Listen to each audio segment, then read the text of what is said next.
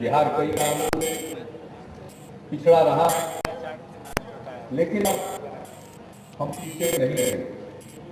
अब हम भी आगे बढ़ेंगे। यही बिहार के जनता की पुकार और आज यही कारण है कि बिहार के कानून की जगह अब बिहार के बाहर हो गई। बिहार के बारे में कहा जाता था कि यहाँ कानून का राज नहीं, यहाँ अव्यवस्था। जब आपने हमें अवसर दिया, आप सबके सहयोग से बिहार में हम लोग कानून का राज कायम करने में सफल हुए। अपराधियों को सजा मिलती है, अपराधियों का मनोबल गिरा है और जनता का मनोबल बढ़ा। अब लोगों के जीवन से डर निकल चुका। अब लीडर होकर लोग बाहर निकलते हैं। अब इनको चिंता रहती है कि शाम के पहले घर लौट जाए। और ये ऐसा परिवर्तन है जिसका एहसास सबको, और इसी को परिवर्तन करते हैं। कानून का राज स्थापित हुआ, समाज में शांति और भाव का वातावरण कायम हुआ, सांप्रदायिक भाव है, सामाजिक सौहार्द है। और आज बिहार की युवा पीढ़ी के मन में एक ललक है नई ऊंचाइयों को प्राप्त करने। और मेरा पक्का विश्वास है कि बिहार के लोगों का यह जो संकल्प है निश्चित रूप से हमें आगे बढ़ाएगा। और आज के दिन हम संकल्प लेते हैं कि हम बिहार को आगे बढ़ाएं, बेहतर बनाएं। और देश प्रगति कर रहा है, हम उस प्रगति में योगदान दें। आज हमारे सामने कई चुनौतियां, पूरा देश भ्रष्टाचार से जूझ रहा, परेशान है, चारों तरफ भ्रष्टाचार के खिलाफ आवाज उठ रही है। हम बिहार में भ्रष्टाचार को खत्म करने का संकल्प लिया और एक के बाद एक भ्रष्टाचार को दूर करने के लिए हम कदम उठा रहे हैं। इस बार जो पिछले कार्यक्रम में हम लोगों ने वायदे दिए थे उसको पूरा किया। नतीजा हुआ कि आपने फिर हमें अपना जनादेश दिया है आगे काम करने के लिए। तो मैं तो सबसे पहले आप सबको, समस्त बिहारवासियों को इस बात के लिए सलाह देता हूं कि आपने फिर से दोबारा चुनकर, भारी बहुमत से दोबारा चुनकर काम करने का अवसर प्रदान किया। मैं नहीं आपको वचन देना चाहता हूं कि हम हर इस काम कर रहे हैं अपने साथियों के साथ बिहार की सेवा में तल्लीन है। और जो भी हम लोगों के पड़े बिहार को आगे में हम पीछे नहीं रहेंगे, हर तरह से प्रयत्न करें, चाहे जितनी बाधाएं उसको दूर करें, उसका मुकाबला करें। मैं तो बराबर करता हूँ, हमारे सामने अनेक चुनौतियां आती, लेकिन उन चुनौतियों को अवसर में तब्दील करते। 2007 में 22 जिलों में बाढ़ आई, 2.5 करोड़ लोग प्रभावित हुए। या फिर 2008 में कोसी आपदा, 2009 और 10 में पूरा सूखे की तकलीफ थी।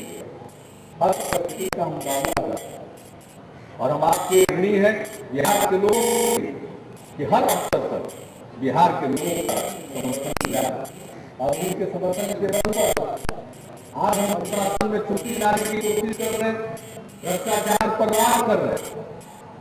और कहा जाता है कि ऊपर से नीचे की ओर यह जाता, इसलिए हम लोगों ने तय किया कि बिहार के सारे मंत्री, मुख्यमंत्री सब अपनी संपत्ति की घोषणा करेंगे।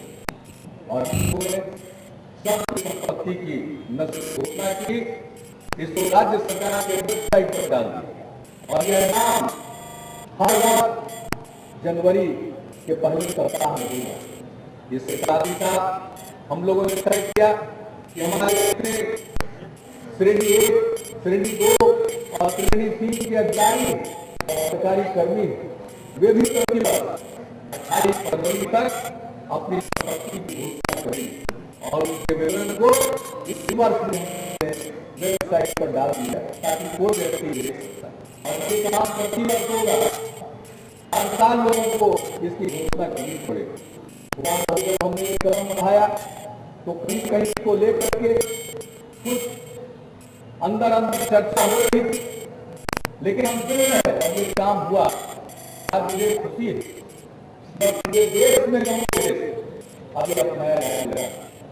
कार्यकाल में ही जो भ्रष्टाचार संपत्ति अर्जित करते हैं उनको जब्त करने के लिए काम बनाया और के अंदर विचार हो जाए ऐसे मामलों का विशेष न्यायालय अधिनियम बनाया।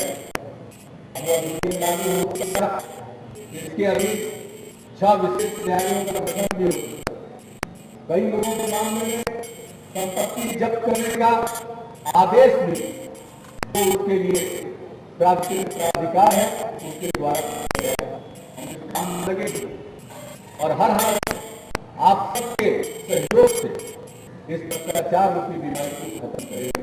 आज देश भर में चर्चा हो, हमारे यहाँ लोगों का एक संस्था है, हम उसे और सशक्त बनाएं। पंचायतों में और नगर निकायों में जो भ्रष्टाचार होते हैं, पंचायत संस्थाओं में, नगर निकायों में, उनकी मदद करने के लिए और यथोचित कार्रवाई करने के लिए हम लोगों ने कानून का प्रावधान कर दिया है। लोक हर स्तर पर जहाँ कहीं कोई गड़बड़ी होगी उसको दूर करने के लिए हम प्रयत्न करेंगे। और आए दिन हम घूमते हैं बिहार में, हमने कई विकास यात्रा, विश्वास यात्रा, उसके बीच में हमारे ऐतिहासिक स्थल वहाँ की विश्वास यात्रा से हमने की और हमने पाया कि लोग परेशान होते हैं। सरकारी दफ्तरों में छोटे छोटे कामों के लिए लोग जाते हैं और उन्हें परेशानी का सामना करना होता है। एक सर्टिफिकेट चाहिए, आमदनी का सर्टिफिकेट चाहिए, आम पत्र चाहिए, जाति प्रमाण पत्र चाहिए, आवासीय प्रमाण पत्र चाहिए, लैंड पोजेशन सर्टिफिकेट चाहिए, तारीख कराना, ड्राइविंग लाइसेंस देना लेना, राशन कार्ड बनाना, चरित्र प्रमाण पत्र, पासपोर्ट बनाने के लिए जरूरत होती है हमें कामों की। सब आज शिकायत मिलती है कि लोगों को कुछ न कुछ जेब भी करनी पड़ती है, तब जाकर के ये सर्टिफिकेट मिलते हैं।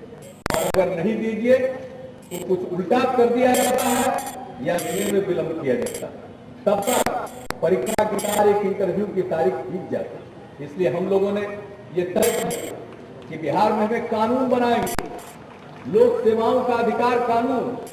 ये हमारे प्रदेश की जनता का, देश की जनता का ये अधिकार है कि जो लोक सेवाएं सरकारी संस्थाओं को प्रदान करना है वो उनको एक समय सीमा के अंदर मिले और बिना कहीं रकम लगाए हुए वो सर्टिफिकेट उनको मिले।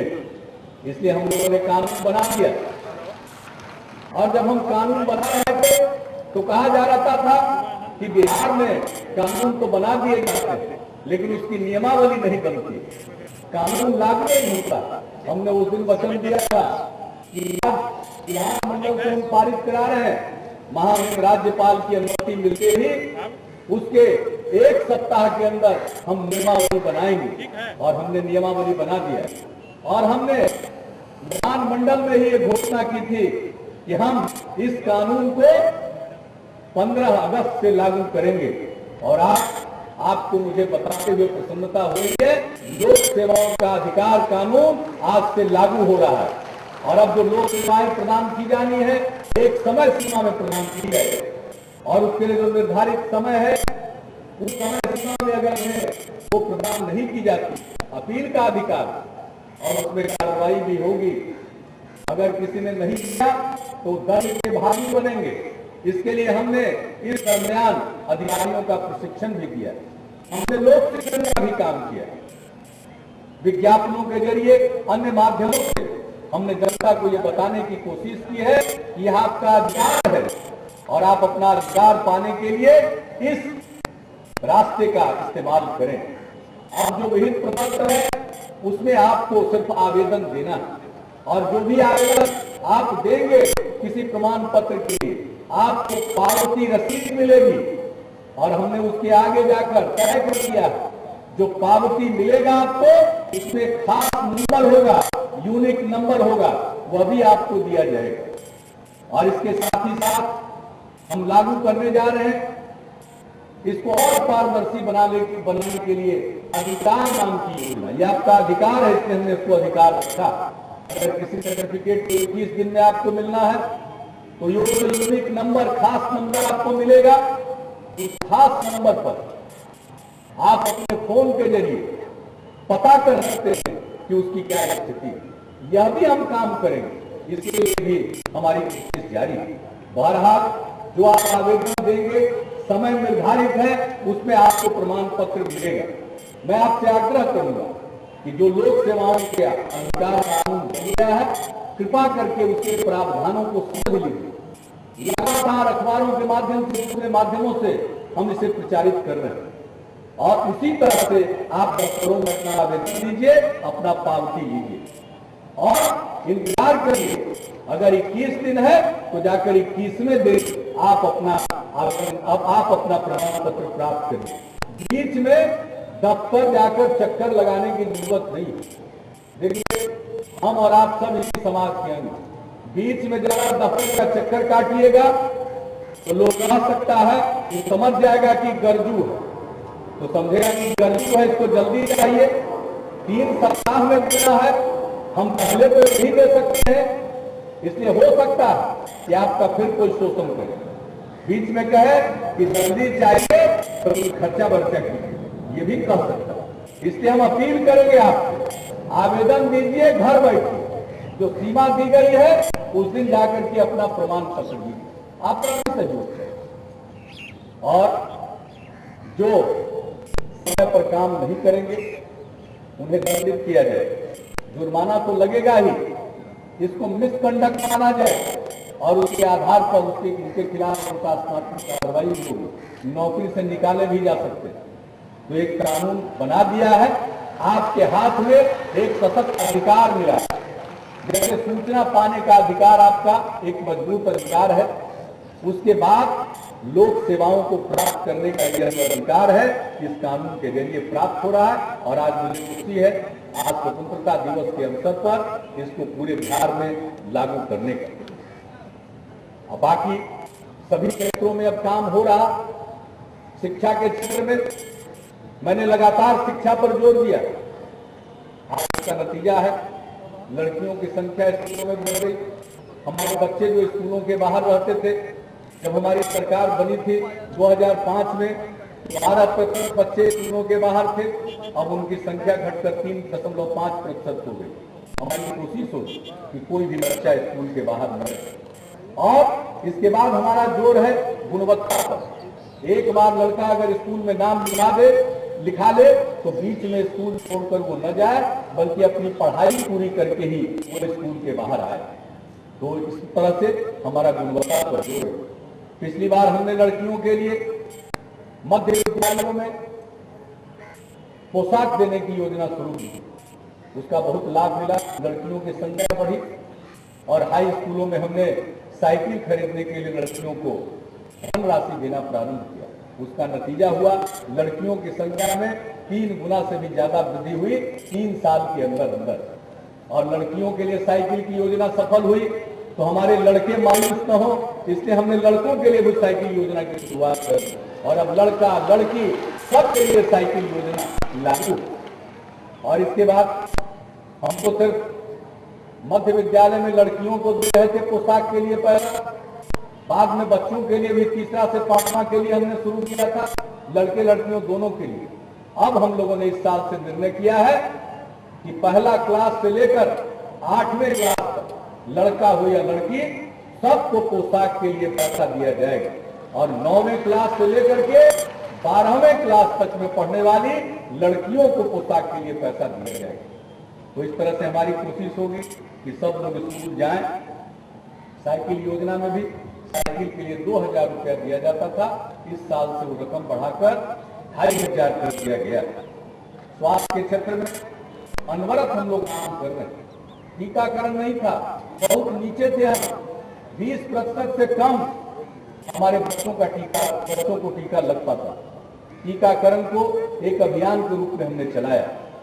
पोलियो के उन्मूलन के लिए हमने काम किया। आज लगभग पोलियो का उन्मूलन होने पर है और टीकाकरण के क्षेत्र में जहां हम देश में सबसे पीछे थे, अब राष्ट्रीय औसत से आगे निकल गए। और हमारा लक्ष्य है कि स्वास्थ्य के हर सूचकांक पर हम राष्ट्रीय औसत से आगे जाएं। 5 वर्ष के अंदर हम इस लक्ष्य को प्राप्त करना चाहते हैं। हमने एक नई महत्वाकांक्षी योजना शुरू की है।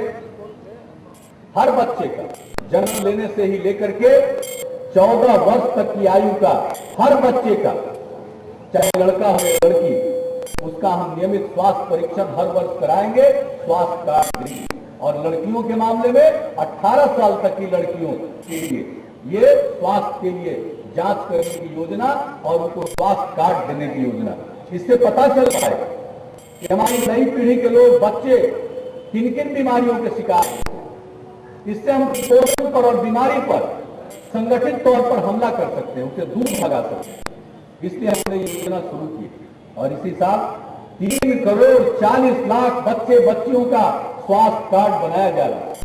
हमने बिहार दिवस के अवसर पर इसको शुरू किया है और बापू के जन्म दिवस पर 2 अक्टूबर तक इस काम को खत्म करेंगे और बाकी के वर्षों में हर वर्ष ये 1 महीने के अंदर हम इस काम को पूरा करेंगे और हर वर्ष यह काम होगा, ताकि नई पीढ़ी के सामने क्या बीमारी है, क्या चुनौती है, उसको हम जान सकें और उसके लिए समय रहते कदम उठा सकें। इसलिए हम चाहते हैं कि हमारे बच्चे स्वस्थ हों, हमारे सब लोग शिक्षित बने और इसके साथ साथ समाज में जो पिछड़ गए उनको आगे लाने के, चाहे वो दलित समाज के लोग हों, दलितों में महादलित समाज के लोग हों, पिछड़े वर्ग के लोग हों, उनमें अति पिछड़े वर्ग के लोग हों, महिलाएं हों, चाहे वो किसी भी वर्ग की हों, हमारे अल्पसंख्यक समाज के लोग, इन सब लोगों को आगे लाने के लिए हमने विशेष कार्यक्रम चलाए हैं, सबके लिए कार्यक्रम चलाए। हमारे सामाजिक न्याय की अवधारणा व्यापक, समाज के सभी अभिवंचित वर्ग को हम उनकी सेवा करना चाहते हैं, उनको आगे लाना चाहते हैं। तो कल्याण के अनेक कार्यक्रम। और आज देखिए, आजादी का आज 65वां सालगिरह मना रहे हैं। गांधी जी ने अंतिम आदमी की बात कही थी। बापू का अंतिम आदमी कौन है? समाज के जो सबसे निचले पायदान पर बैठा हुआ है, महादलित समाज को। और आज के दिन से कार्यक्रम की शुरुआत हुई है। आज बिहार के हर महादलित टोले में झंडोत्तोलन का कार्यक्रम किया जा रहा है, आयोजित किया गया है इस कार्यक्रम को। और महादलित टोले के सबसे बुजुर्ग व्यक्ति के द्वारा आज झंडोत्तोलन किया जा रहा है। पूरे बिहार के तमाम महादलित टोलों में आज एक उत्साह का वातावरण, उत्सवी माहौल है। उनको पहली बार एहसास हो रहा है कि उन्हें भी आजादी मिली। हम तो चाहते हैं कि सब तबके के लोगों को आगे लाएं। अल्पसंख्यक समाज के लोगों के लिए हमने कल्याण के कार्यक्रम किए और हमने इस साल से तय किया है कि अल्पसंख्यक वित्त निगम के माध्यम से हम अल्पसंख्यक छात्र छात्राओं को पढ़ने के लिए भी ऋण दे, शिक्षा ऋण भी दे, और उनको रोजगार करना चाहते हैं तो उनको रोजगार का भी ऋण दे। ये राज्य सरकार की अपनी योजना हो और एक नई योजना को हम इस साल से शुरू करेंगे। तो बहनों और भाई, हम एक चीज और कहेंगे, हमें शिक्षा, स्वास्थ्य, कल्याण और इन सब चीजों के साथ साथ स्वच्छता पर भी ध्यान देना। हमने न सिर्फ गरीबी रेखा के नीचे रहने वाले लोगों के लिए जो केंद्र प्रायोजित योजना है शौचालय निर्माण की, उसको ही आगे बढ़ाया, बल्कि जो गरीबी रेखा के नीचे नहीं है वैसे परिवारों को भी शौचालय का निर्माण करने के लिए हमने लोहिया स्वच्छता योजना के माध्यम से धन देने की योजना चलाई। हम सबसे अपील करें कि हर व्यक्ति को, हर परिवार को अपना शौचालय जरूर बनाना चाहिए। खुले में शौच करना अनेक बीमारियों को न्योता देता। महिलाओं के बारे में सोचिए, महिलाओं की स्थिति कितनी खराब होती। उन्हें उजाला होने के पहले घर से बाहर जाना पड़ता है और अंधेरा होने का इंतजार करना पड़ता है। आप उनके दुख और दर्द को समझिए।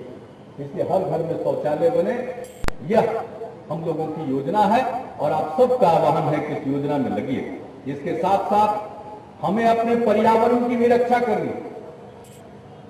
आज जलवायु परिवर्तन हो रहा, ग्लोबल वार्मिंग की बात आप सुनते होंगे। पृथ्वी का तापमान बढ़ता चला जा रहा है।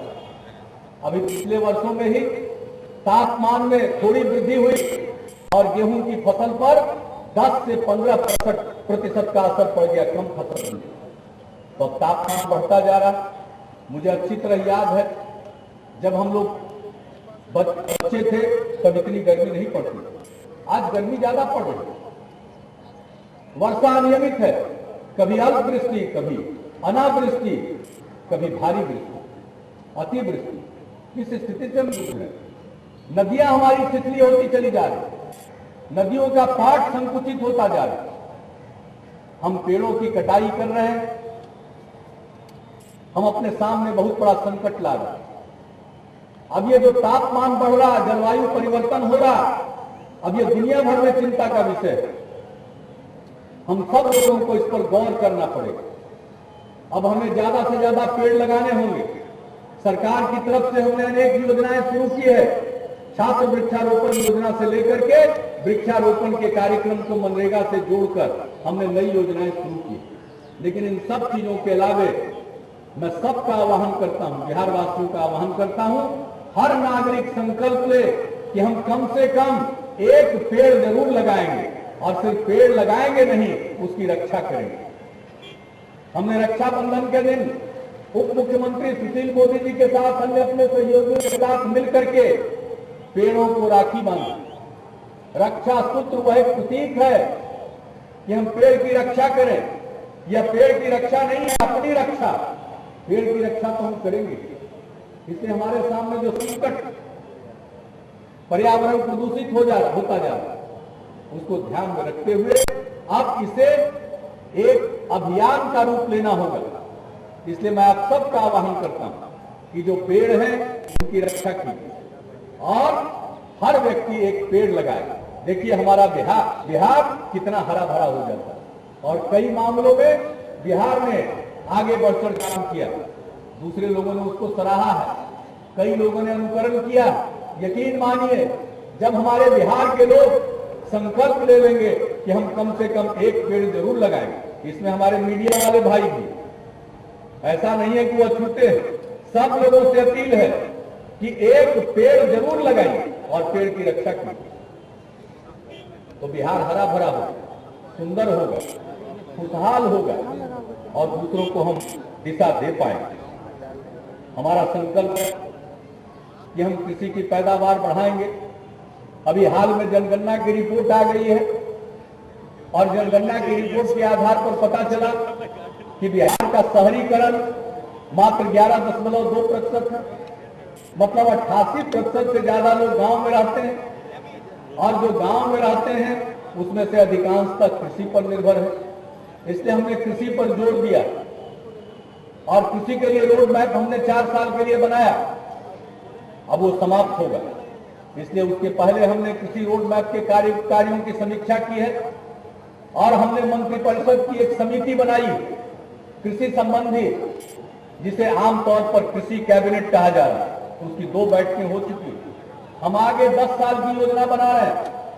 2012 से 2017 में हमें क्या करना है, 2017 से 2022 के बीच में क्या लक्ष्य होना चाहिए, हम और आच्छादन करेंगे।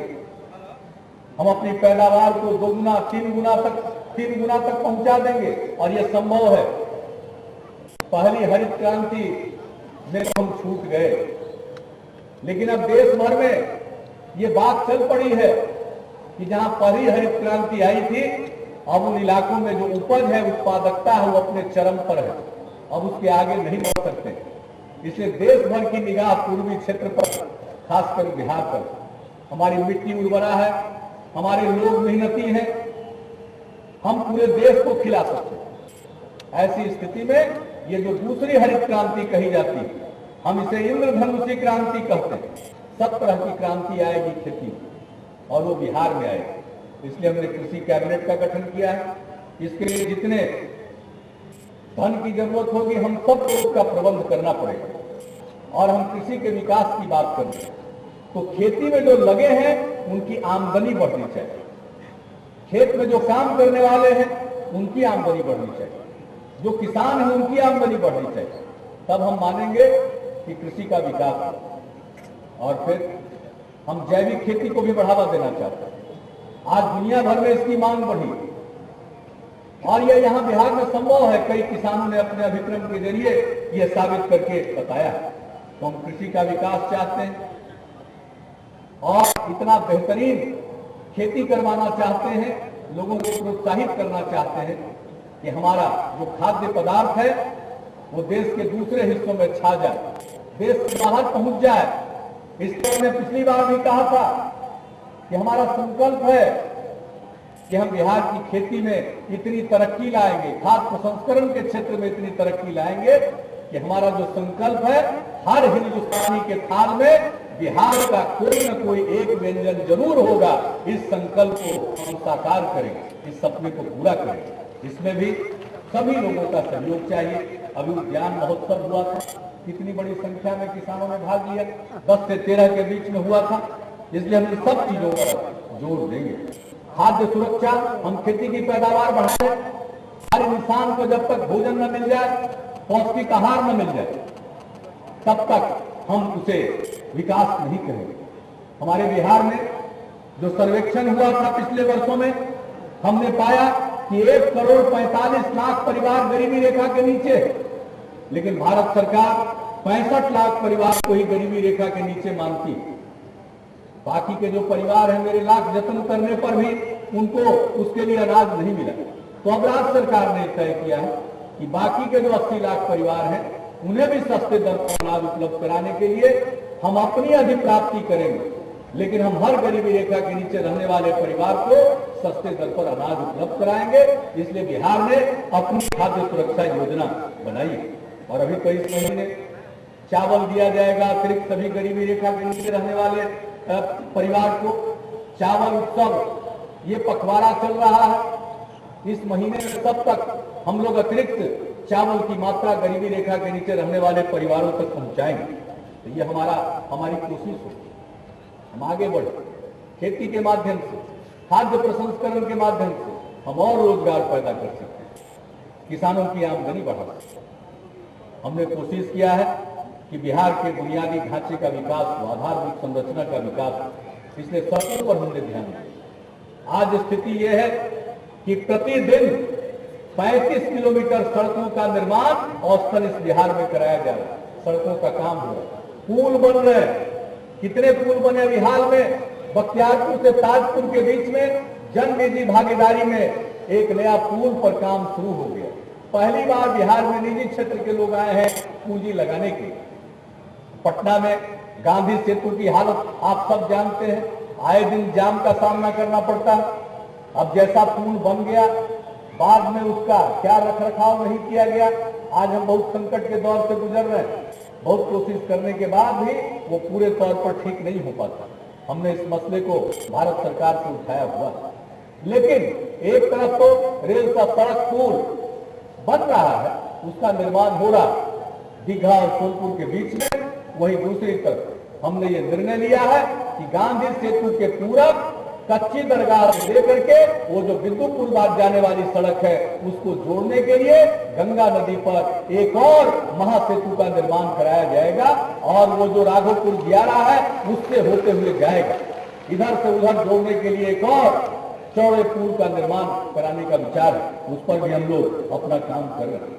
तो हर प्रकार से कोशिश है, हमारी कोशिश है सड़कें हमारी ठीक हो, हर हैबिटेशन को, बसावट को, 500 की आबादी तक के बसावट को हम सड़क संपर्कता प्रदान करें। इस पर हम काम कर रहे हैं और भी जितने धन की जरूरत होगी सड़कों के निर्माण के लिए हम करेंगे। लेकिन आज जो सबसे बड़ी समस्या हमारे बिहार के लिए है वह है बिजली। ये बहुत बड़ी समस्या है, ये बहुत दुख दे रहा है। हम लोगों को भी तकलीफ होती है जब हमारे नागरिक अंधेरे में रहने को विवश होते हैं, जब उनको कठिनाई होती है। और बिजली के क्षेत्र में हम लोगों ने बहुत कुछ करने की कोशिश की है, लेकिन हम क्या करें?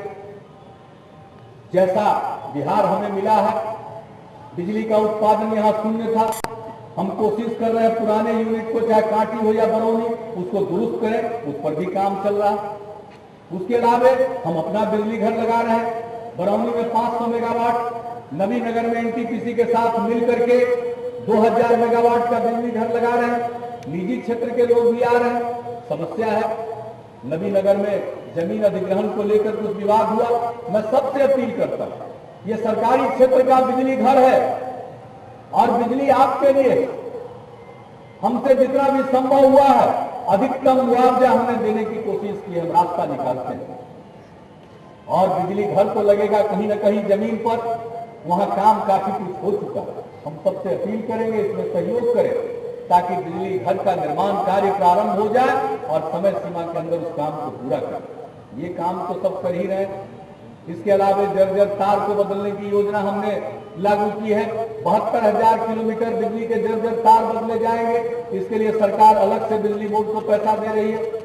ट्रांसफार्मर के बारे में हमने बिजली बोर्ड को निर्देश दिया है कि आप पर्याप्त मात्रा में ट्रांसफार्मर रखिए, पर्याप्त संख्या में, कि अगर ट्रांसफार्मर कहीं जल जाता है तो शहरी क्षेत्र में 24 घंटे में और देहाती क्षेत्र में 72 घंटे में ट्रांसफार्मर बदले जा सके। और इसके लिए जितने ट्रांसफार्मर की आवश्यकता हो उतना ट्रांसफार्मर खरीदिए, खरीद करके उसका इन्वेंट्री मेंटेन कीजिए, अपने गोदामों में रखिए। उसके लिए जो भी पैसे की जरूरत पड़ेगी राज्य सरकार बिजली बोर्ड को अलग से देने के लिए तैयार है। तो ये सब काम कर रहे हैं। इसके अलावे निजी क्षेत्र के लोग बिजली घर में आ रहे हैं। हमने कहा कि भाई अब केंद्र से जो बिजली हमको मिलती है, केंद्रीय कोटा, वो ऐसे बिजली घरों से बिजली मिलती है, जुड़ा हुआ है, जो गर्मी के दिनों में बंद होते रहता है। जब बंद हो जाता है तो बिजली की आपूर्ति और कम जाती है। ऐसे ही 900 मेगावाट से 1000 मेगावाट मिलता है। अगर गर्मी का दिन है, बिजली घर बंद, तो बिजली की आपूर्ति और बाधित होती है। लोग जगह जगह पुतला जलाने लगते हैं। मेरा मुझको कभी कभी हंसी आती है।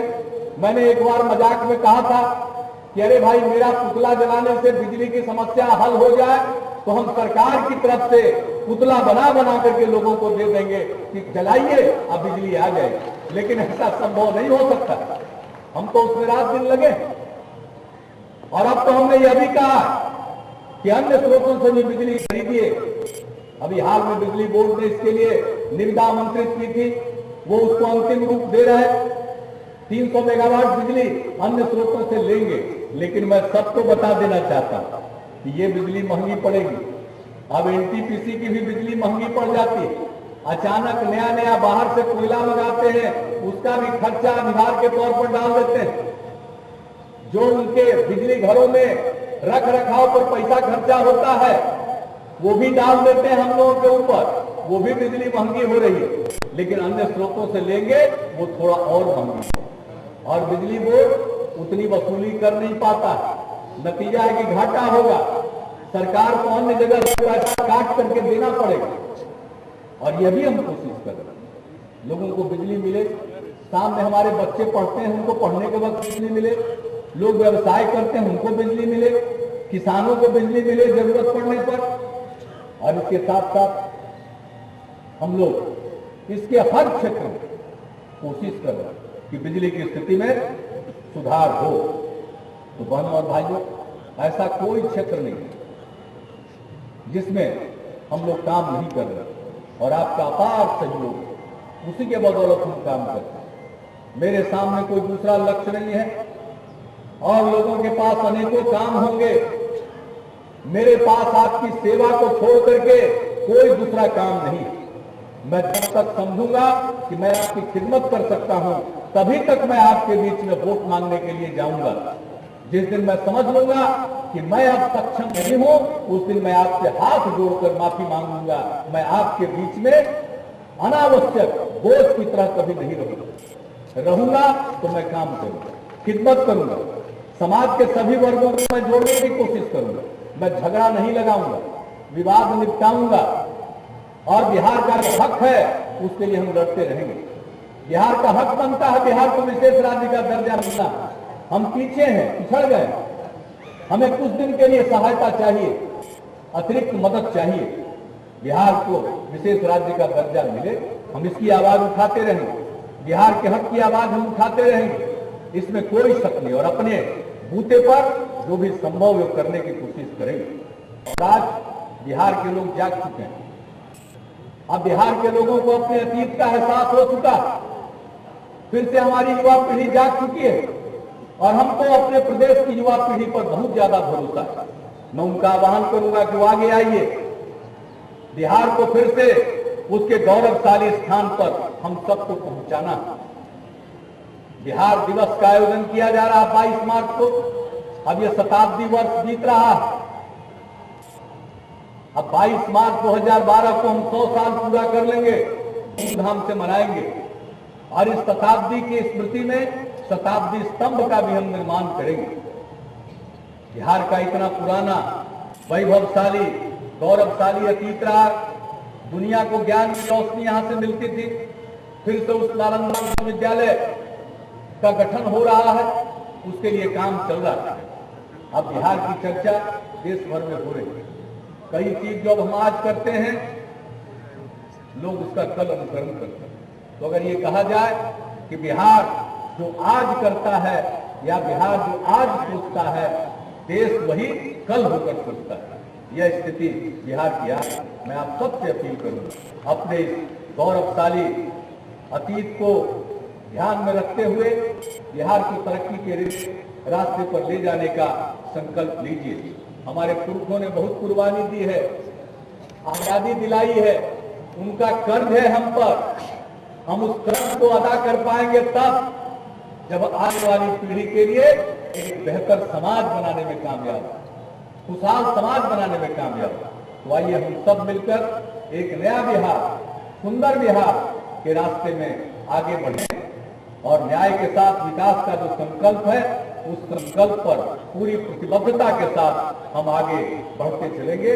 और हम सब लोगों को संकल्प लेना है कि जिस तरह से आजादी की लड़ाई में बिहार की बढ़ चढ़कर भूमिका थी, उसी तरह से देश के निर्माण में, देश के विकास में भी हम आगे बढ़ चढ़कर अपनी भूमिका निभाएंगे और तभी हम अपने पुरखों का कर्ज उतार पाएंगे। इन्हीं शब्दों के साथ आप सबको, समस्त बिहार वासियों को, छात्रों को, नौजवानों को, सभी लोगों को, किसानों को, मजदूरों को, सब लोगों को, व्यवसायियों को, सभी तबके के लोगों को मैं अपनी शुभकामनाएं देता हूं।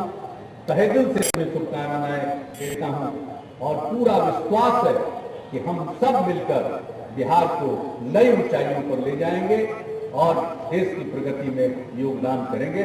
इन्हीं शब्दों के साथ मैं अपनी बात को समाप्त करना चाहता हूं और आप सबसे अपील करता हूं कि मेरे साथ 3 बार जय हिंद का उद्घोष कीजिएगा। जय हिंद, जय हिंद, जय हिंद।